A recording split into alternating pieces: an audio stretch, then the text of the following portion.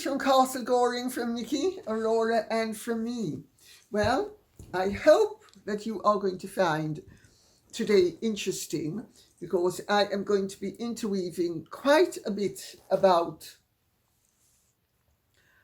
the royals with also matters that are beyond the royals, but they're all involved with. So before plunging in, though, I would like to issue a correction. I have been remiss. I have confused Arnhem with Remagen. And I thank Mary B, who said, Lady C, your comment about the bridge too far is unfortunately not correct.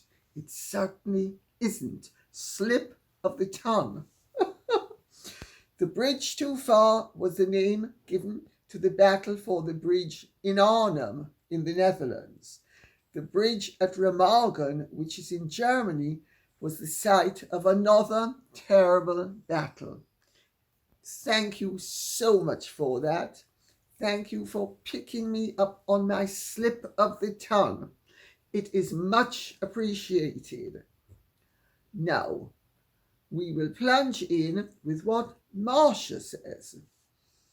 My thoughts of Camilla increased when I saw the video of her stepping between Meghan and Charlotte, so Meghan could not be near Charlotte. Meghan was trying to mosey in. It showed that she was protective of the children, and there was trust between Camilla and Catherine. Well, of course there's trust between Camilla and Catherine. They have the same objective, which is the protection of their family. The protection of their family against an interloper and her sidekick. If you and I know, as a result of what Givenchy, the staff at Givenchy said, went down at that rehearsal, the wedding rehearsal. Remember when Meghan made Catherine cry? And she was, according to the Givenchy staff, very mean to little Charlotte, who was 3 years old at the time, and was playing the Mulroney child off against poor little Charlotte. Anybody who cares about family, anybody who cares about people, anybody who cares about love is not going to want any such thing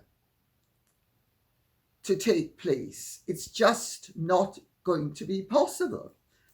I can't imagine anybody with a heart not doing what Camilla did. She made absolutely sure that she ran interference, protecting her step-granddaughter. And she succeeded. As Meghan stood in the background, working up for one tear left eye. I'm so grief-stricken. Rovian Matovu says, Lady C, could you elaborate on the royal family being very wealthy private landowners? Much has been made of King Charles III charging rent to the NHS. Many do not know of his creation of Poundbury in Dorset, which does include some affordable housing.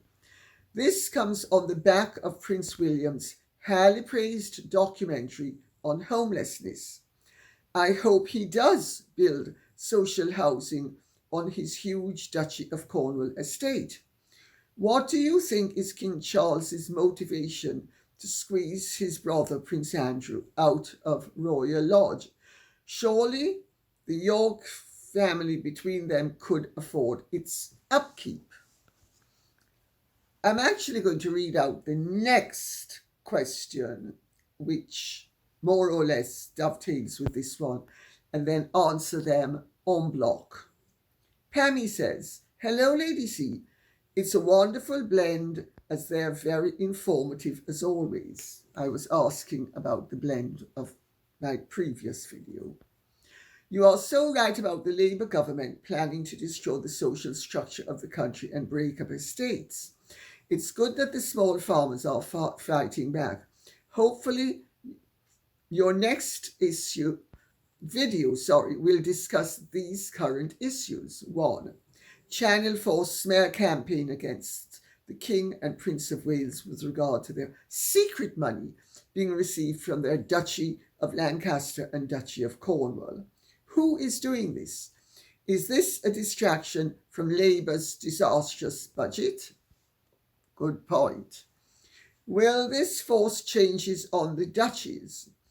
I hope the King and Prince of Wales will not cave in. And lastly, please discuss Robert Hardman's latest revelations about the King cutting up Prince Andrew's £1 million allowance. Is this really to force Prince Andrew to move out of Royal Lodge? Is Prince Andrew's personal income sustainable?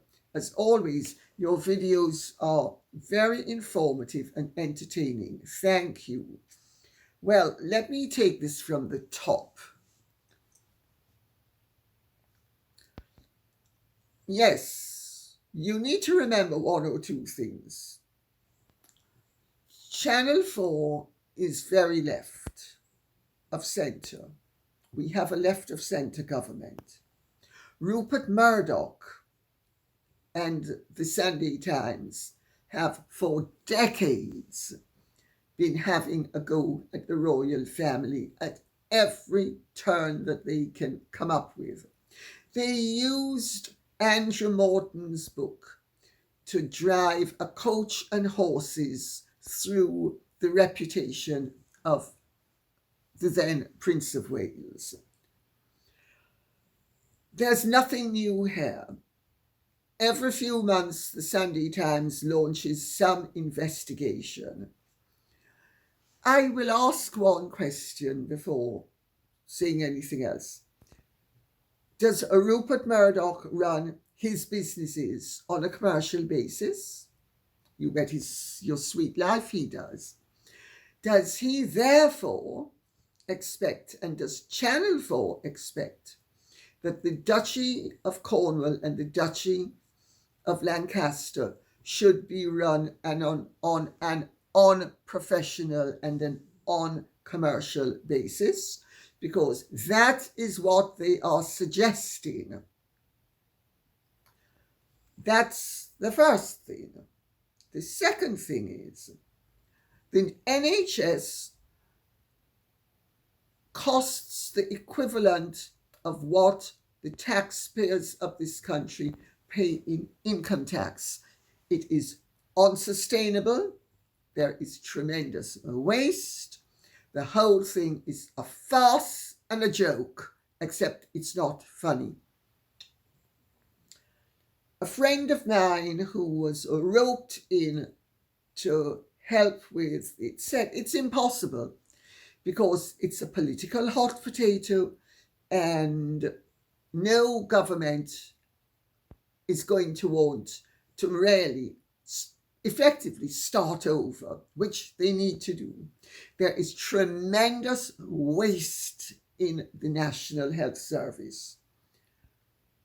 No matter how much money you put in to a save, it's not going to hold liquidity. The liquid is going to pour out of the sieve. So of course, using the NHS is very emotive. There is already social housing on both the Duchies of Lancaster and Cornwall. And it's, I mean, you know, Channel 4 and the Sunday Times did this as a joint effort. They will have had some knowledge of what was coming with the Labour budget, and that the Labour budget was going to be unpopular, and that the Labour budget was going to effectively start to impoverish the country. And they are assisting.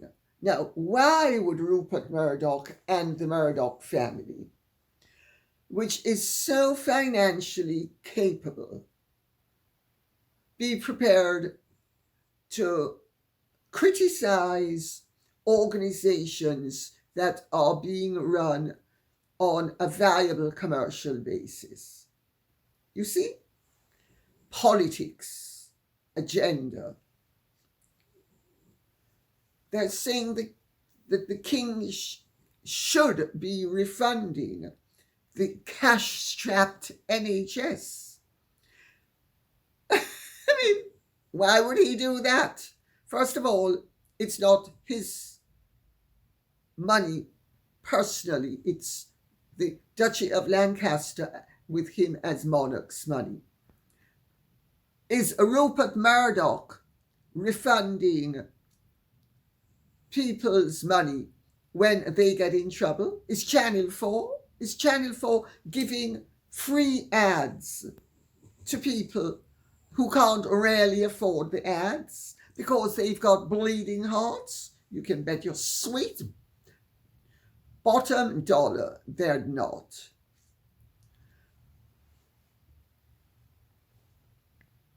Insofar as, let me see if I am covering this as comprehensively as I should. Of course, Prince William also did his program on homelessness, which had to be countered with something that was going to be at least as damaging, if not more so, than the positive benefits of his program on homelessness, because he showed he has a heart. Now they're showing he's heartless. So obvious. Except that he is building, he has said he intends to be building homes for the homeless. Now, as for squeezing Prince Andrew,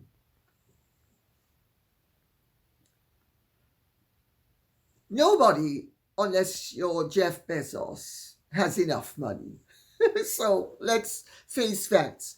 Andrew's never going to have enough money. But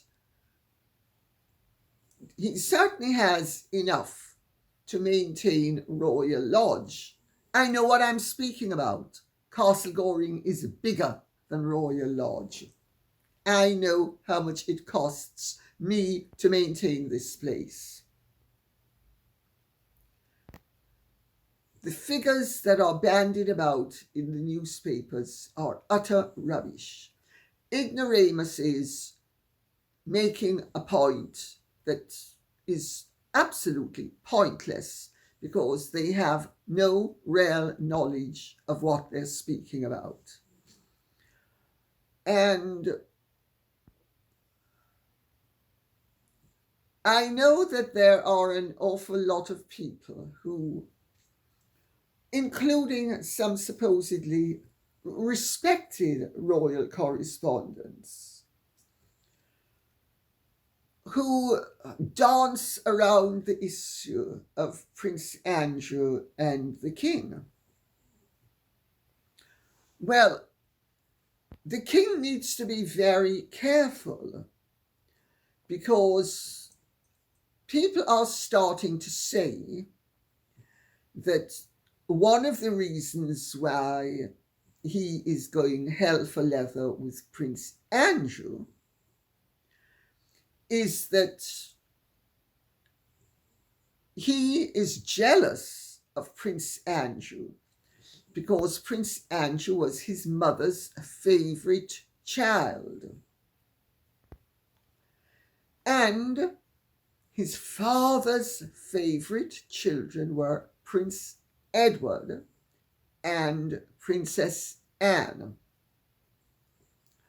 So he needs to be careful that he doesn't end up looking awfully petty, because his detractors will sooner or later be alighting upon that interpretation, which would be very unfortunate.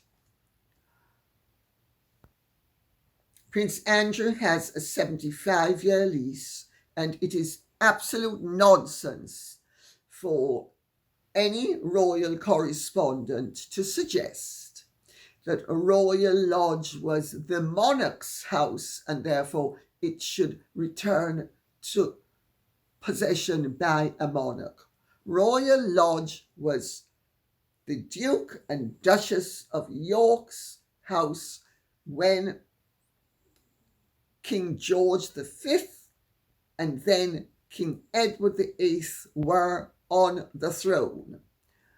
Royal Lodge was a second son's house. Then it so happens that by a fluke that the second son became king and never gave it up, because his wife loved it and she never gave it up. It's not a monarch's house, it's a second son's house. I just make that point for what it's worth. Now, what else?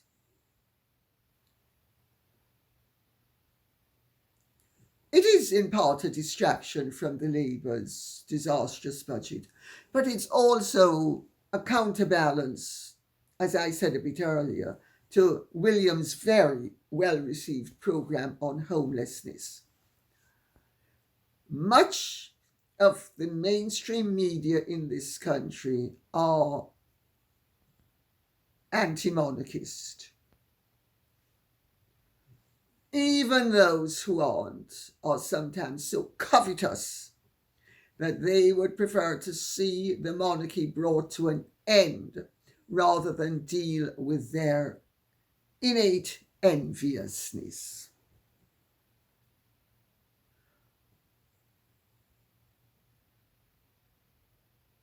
Will this article force changes on the Duchies? They're supposed to be run professionally. The aim, I have to tell you, of all of this, I'm going to tell you what the aim is. Nobody else is going to tell you, but I'm going to tell you what the aim is. I'm not sure the others even know what the objective of all of this is. That the Duchies of Lancaster and Cornwall will be subsumed by the Crown lands. And then the politicians will be in total control of how much money this is their aim, that they will be in total control of funding the monarchy, and they will therefore be able to create tremendous unpopularity, because you see, the way the Crown lands have been run since the reign of George III is that they turn over their income to the state, and the state gives the Crown a small portion of the income to fund itself. That's their aim. Anybody tell you anything else? Don't believe them. That's the aim. To whip up enough envy and enough ignorant resentment that ultimately they will throttle the royal family at source, which is financially.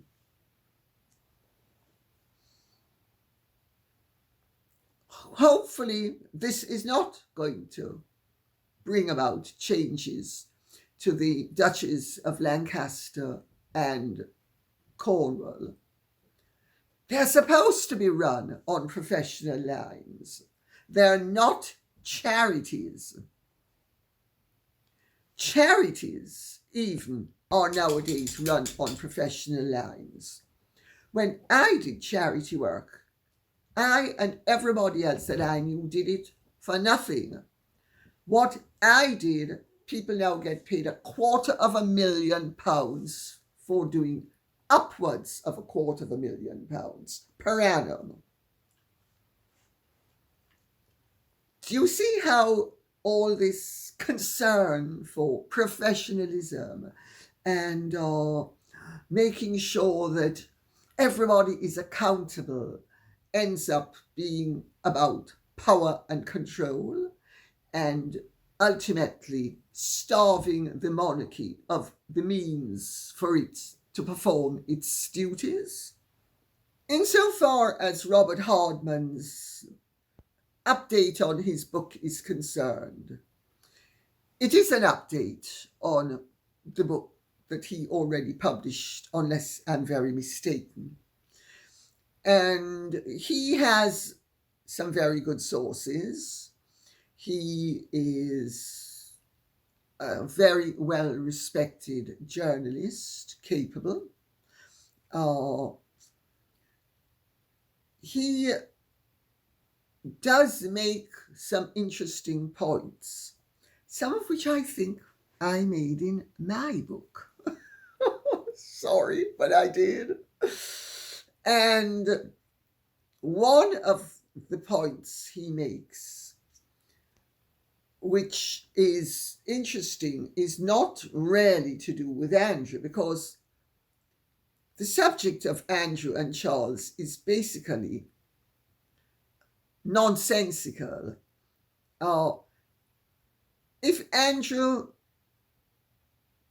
doesn't know how to maintain Royal Lodge to the standard that he should be maintaining it, maybe he should give me a ring and I'll tell him how to do it. And I'll lend him my people and they can do it for him the way they do it for me. And remember, he got Royal Lodge in pretty good condition. Not great, because the Queen Mother had run it down quite considerably, but it was a heck of a lot better than Castle Goring when I got it. So, but what's interesting in Robert Hardman's book is how he touches upon the absolute fact which I have mentioned repeatedly in the past, and I think I address it in my book as well, where the king is the embodiment of the law in this country. Harry, by suing the Home Office for his security, is actually suing his father. And his father quite rightly fears that anything he says to Harry will be twisted, turned, and anything he doesn't say, because there has been the opportunity for Harry to create something he didn't say, that this could impact severely upon the king's position as the embodiment of the law. because if he makes the point in the book that the palace is concerned about Harry doing a Burrell, Paul Burrell, because remember, Paul Burrell was tried for being in possession of a very great quantity of Diana, Princess of Wales's property. And he was charged and tried. And the Queen, the late Queen, towards the end, well, at the height of the trial actually, remembered that Burrell had told her that he was going to be keeping some of Diana's possessions for safekeeping. Now, the background to that was very simple. Diana's sisters and mother were going through her stuff and doing what Princess Margaret had done with Queen Elizabeth.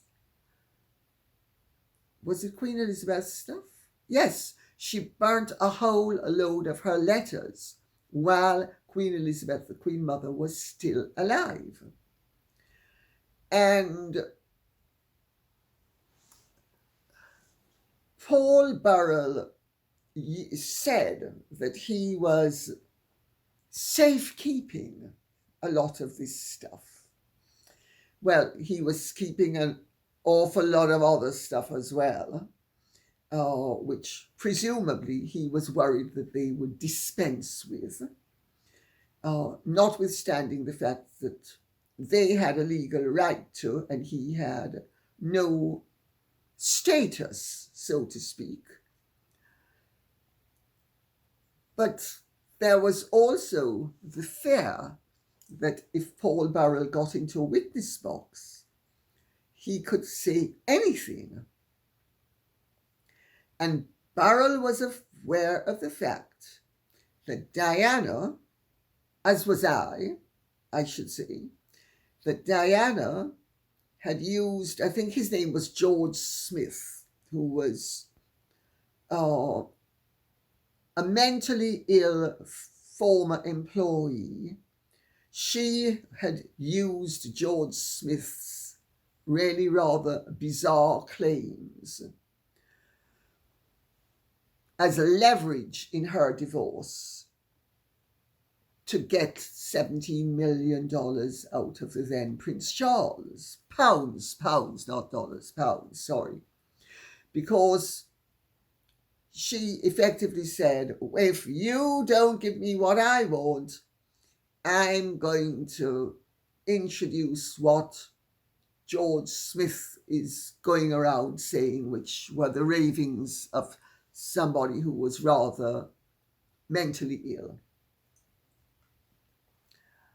So that trial was brought to an end, and they don't want Harry to be in the position of being able to do what his mother did and what they were worried Burrell would do, which was stand up in the witness box and come out with heavily embroidered material, which would be extremely damaging to the monarchy.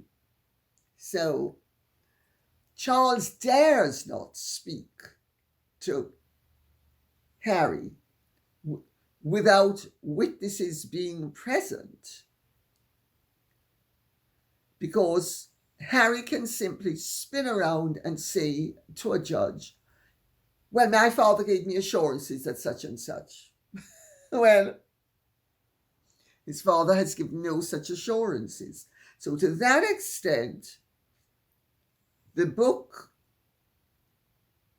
or the update in the book, is actually good.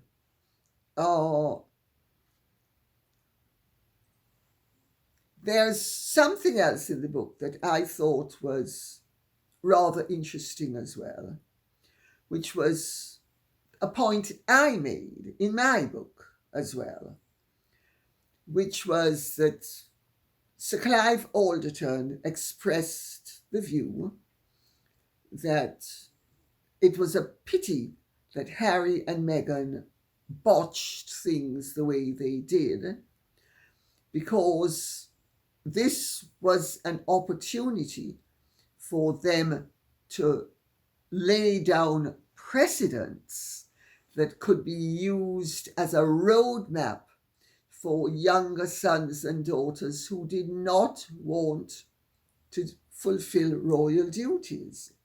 Well, of course, there's no way this palaver, this farce that Harry and Meghan have come up with, is going to be used as a precedent for anything except what to avoid. So I hope that answers the question. Rosemary says, the UK government is attacking the very people who make the country enough wealth to pay for all the illegals that they continue to bring in against the wishes of UK citizens. A pack of totalitarian thugs, in my opinion. As Margaret Thatcher said, socialism only works while there is other people's money to spend. Point well taken.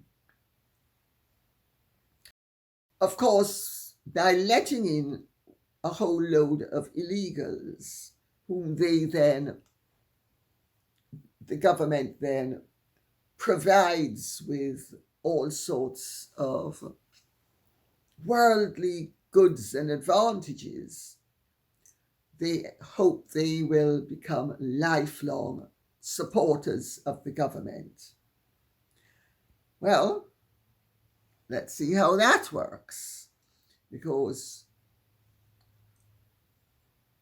at the moment in the UK, what we're seeing is the evidence of bureaucratic abuse of power. And it's not only in this country, it's in the United States. I'm going to use a small example that's very telling. There was the death of that adorable little squirrel, Peanut, who was rescued by somebody and let back into the wild, and he came back to his rescuer, and he's had him as an Instagram star for some time now. And what happens? People complain about him, and the authorities get involved. This is in New York, by the way. The authorities get involved, and they put the squirrel down to test that it doesn't have rabies, notwithstanding the fact that it clearly can't have rabies because it's been inside for some considerable length of time, and it exhibits no sign of rabies, nor does its owner. Absolutely heartless and cruel. But this is what happens when you give little people with little brains a little bit of power. It goes to their little head in a big way, and they abuse their power. It happens all over the world at the moment. That's why the least government is the best government, as Thoreau said. We also see other evidence of it in a more glorious way, if I can use that word advisedly, where at the moment you have this government in Britain trying to destroy the farming industry here. Well, when we were members of the European Union, farmers got relief. because the European Union subsidized the farmers. When we left the European Union, those subsidies stopped. What has Rachel Reeves done? She is going to be taxing the farms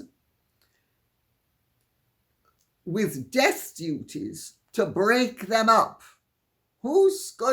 And this is going to ultimately destroy the farming industry in this country. But I'm not going to cover that right now, because what I think is of greater significance is two things that Keir Starmer has done in the last few weeks, which have shown how totally contemptuous he is of the just application of the law in this country. And you need to remember that Keir Starmer is very familiar with the law. He was the Director of Public Prosecutions for years. He knows his way around the law, and he knows what buttons to press, including with the judiciary. One thing he did was, after the Southport riots, he announced, as he cleared out the jails, letting out people who were convicted of such crimes as kidnapping, assault, they were released, so that people who had done a tweet and never committed a crime before could be put to prison for years. And of course, that poor unfortunate man who committed suicide, but we're not going to go down that route now. But he announced publicly that he expected the judiciary to give substantive sentences. That's the expression he used. Substantive sentences to what he characterized as right-wing fanatics. So the crimes that they committed were infinitely lesser than the crimes that several of the judges who have sent people to prison, giving them the substantive sentences that the Prime Minister ordered them to do. Because let's make no mistake about it, this was a Henry II wish. And they obliged. And he makes this intervention as the Prime Minister. He is the branch of the executive, and he makes that statement to the judiciary. Now, in a democracy, the executive is not supposed to tell the judiciary how it should be applying the law. The legislative branch of government makes the law, and the judicial branch enforces the law. It is totally unacceptable in a democracy for a member of government to suggest, whether obliquely or directly, and he didn't do it obliquely, he did it directly, that he required substantive sentences for the culprits. That's serious.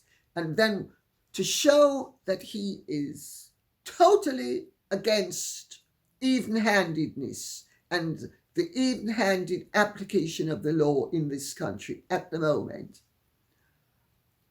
he refuses to suspend the Labour MP, Dawn Butler, who incidentally her parents are Jamaican. I have to tell you, Jamaicans are getting everywhere. It's amazing. But anyway, not surprising in this country, but in America, amazing. But anyway, I say that as a Jamaican. I'm sorry, I couldn't resist that little big up to our little people because we are a tiny nation. And my goodness, have we got everywhere. Some people might live to regret it as well. Sorry for being so naughty. But Dawn Butler made a racist comment about Kemi Badenoch before Kemi Badenoch, who is black, African black, not West Indian black, African black. And Kemi Badenoch she's now I'm thinking two thoughts ahead of myself. My tongue is struggling to keep up with my brain, sorry. Kemi Badenoch, before she was elected as head of the Tory party, which just happened, Dawn Butler snared at her and said that she was a white supremacist in blackface. Now, people in this country have been tried and convicted for saying something along the lines of, you are choose any nationality you want, cow.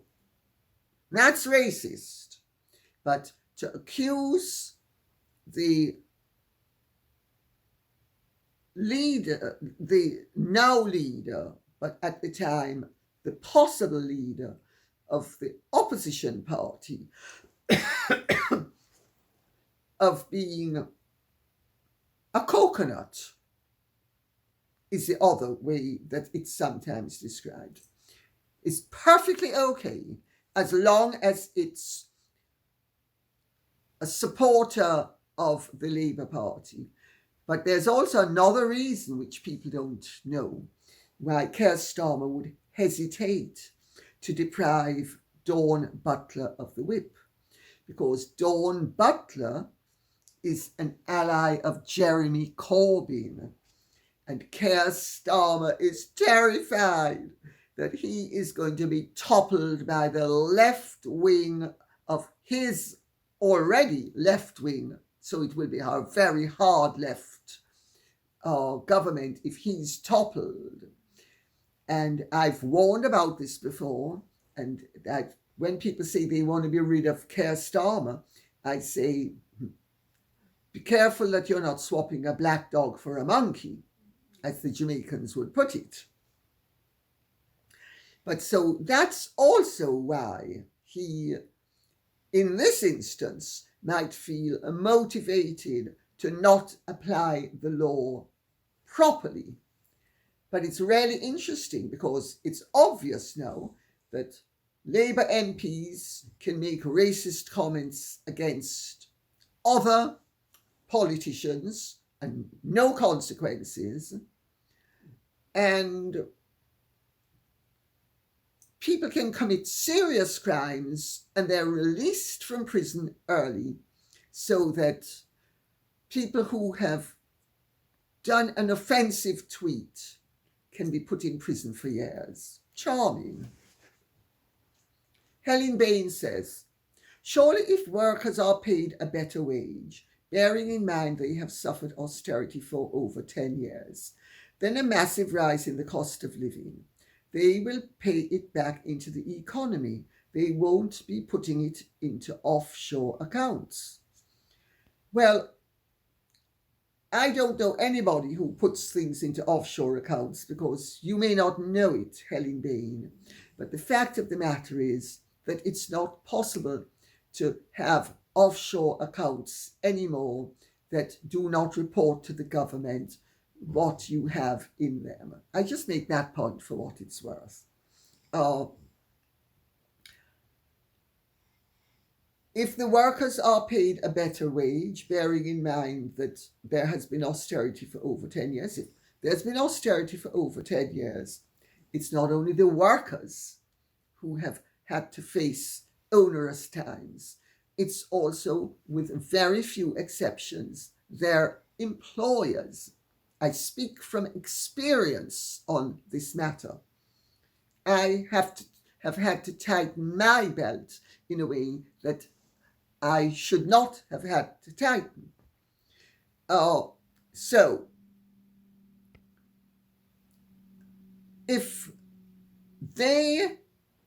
figure it out for yourself.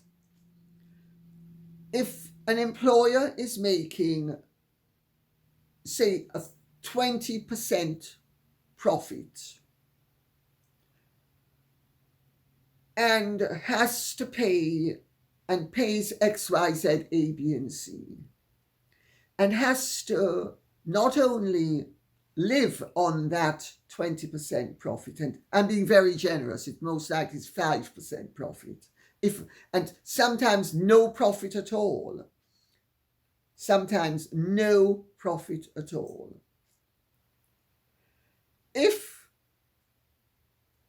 But I'm trying to be generous, and so 20% profit. They then have to plow back some of that money into their business. They also have to maintain their lifestyle. And as I say, 20% profit would be a huge margin. Most people make 1%, 2%, 5%. If they're really lucky, 8%. I don't know anybody except the Jeff Bezoses of this world who make a huge percentage of profit. So I hope that explains why there's the idea that they're the rich who are greedy, and then there are the poor who are noble. An awful lot of supposedly rich people aren't anywhere near as rich as people who have no money think they are. And a lot of poor people are noble, absolutely. And nobody's saying that we shouldn't improve standard of living across the board as and when we can. But have you forgotten?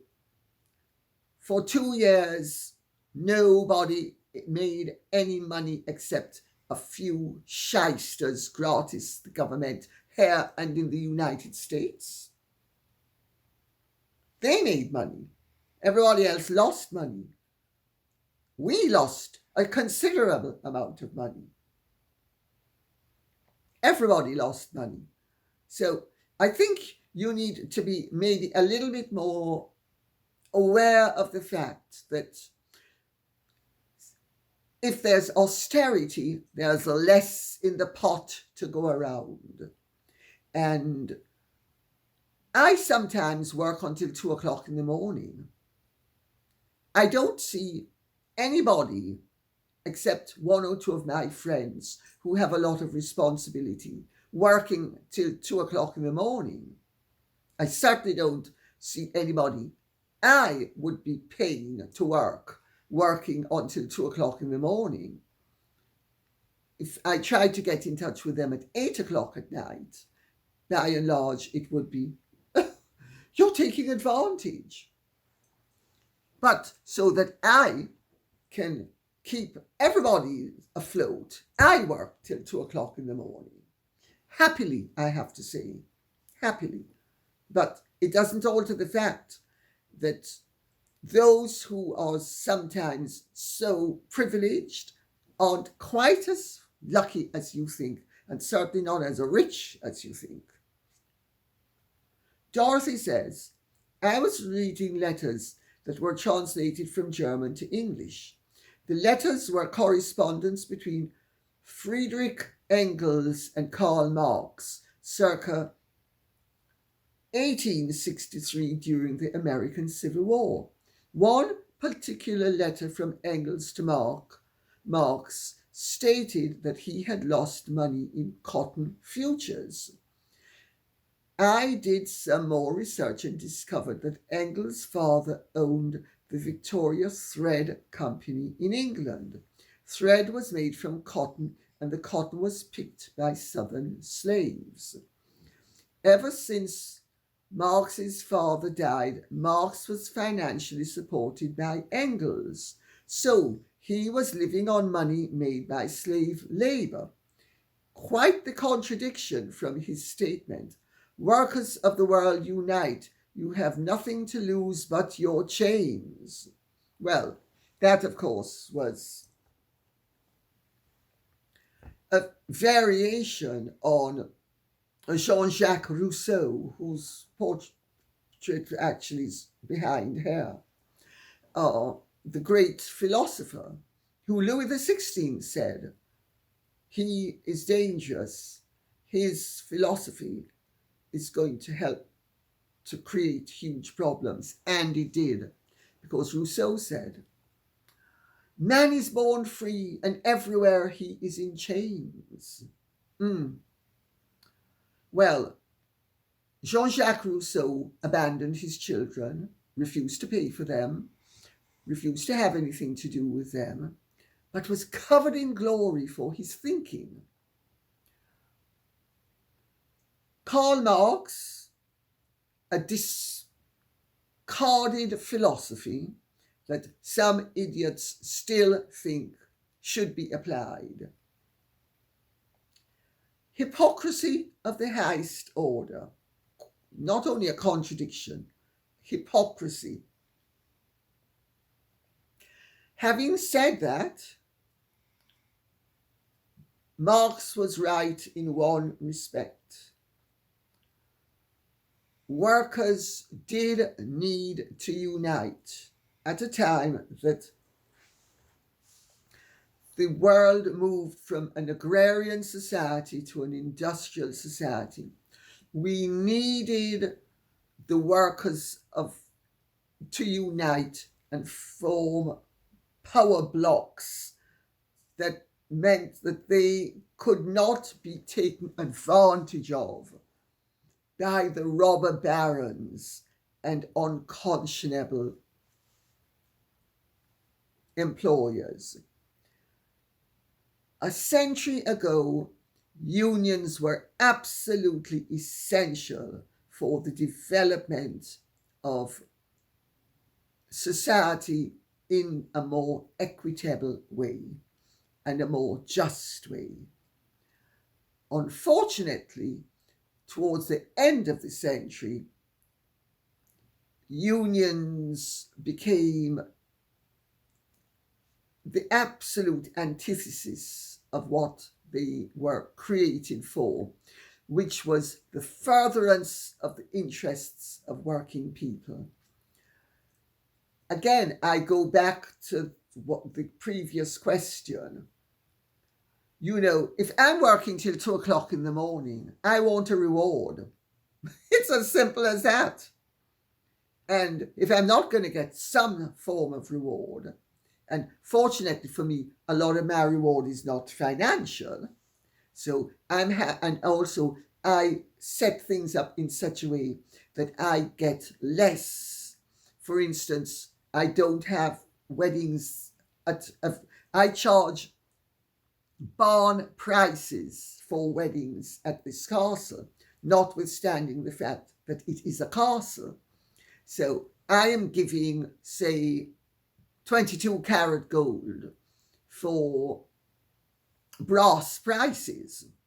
I think that's a pretty good deal, but then I do it because it's not only about the money, it's also about the fact that a place like this should serve the community.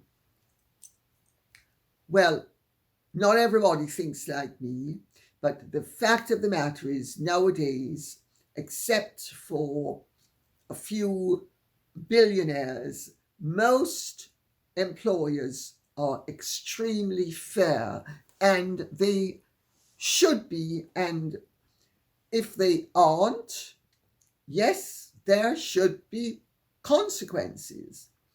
But the idea that an employer should have all the responsibility, all the risk, and all the problems, and get a reward that's not commensurate with his or her initiative and labor, but an effort, but is commensurate with the work that somebody who is clocking off at 5 o'clock and has no further responsibility is going to get. Sorry, that's not how life should be.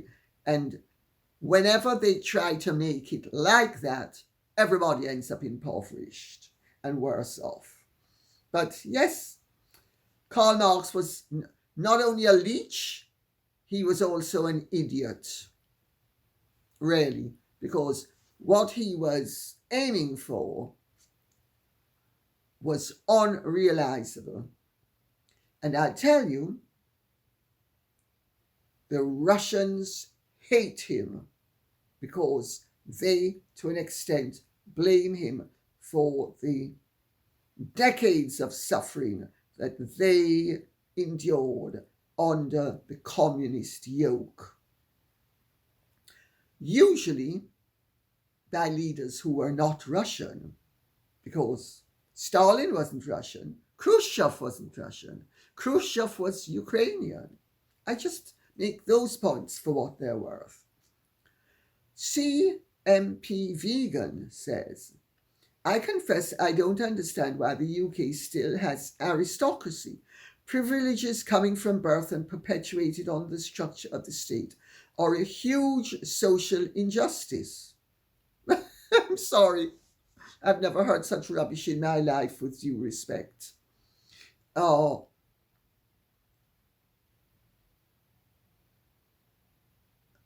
If you have privileges, you're also supposed to have responsibilities, and you usually do.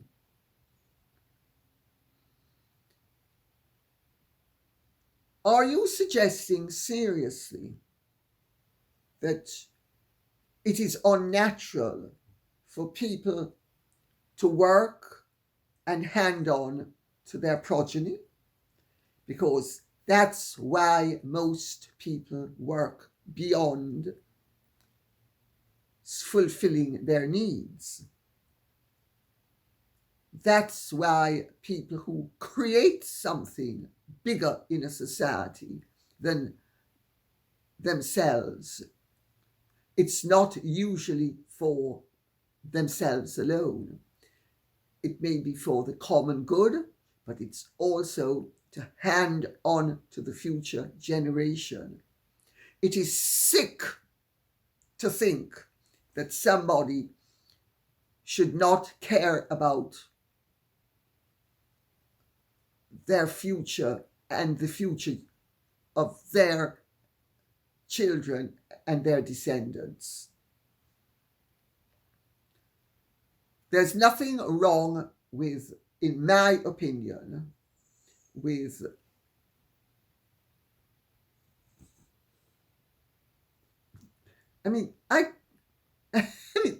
actually, this is such a big subject, I'm going to get off it.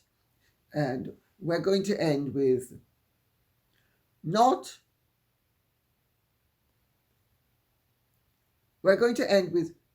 sure what to believe, says Lady C, the World Economic Forum dream that we are all having to adhere to follows the model of super rich capitalism at the top, who literally own everything, so no small businesses, and communism for the masses.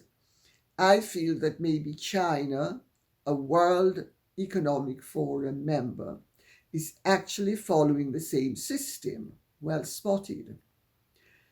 Basically, communism has always been the super rich inner party and control and poverty for the masses. The outer party gets extras to keep them loyal and inspire them to crush those below them. Absolutely right. In fact, Chinese communism is capitalism with a totalitarian party that calls itself communist. What Soviet communism did was it removed all wealth from the possession and the hands of everybody except the elite of the Communist Party and, to a lesser extent, their apparatchiks.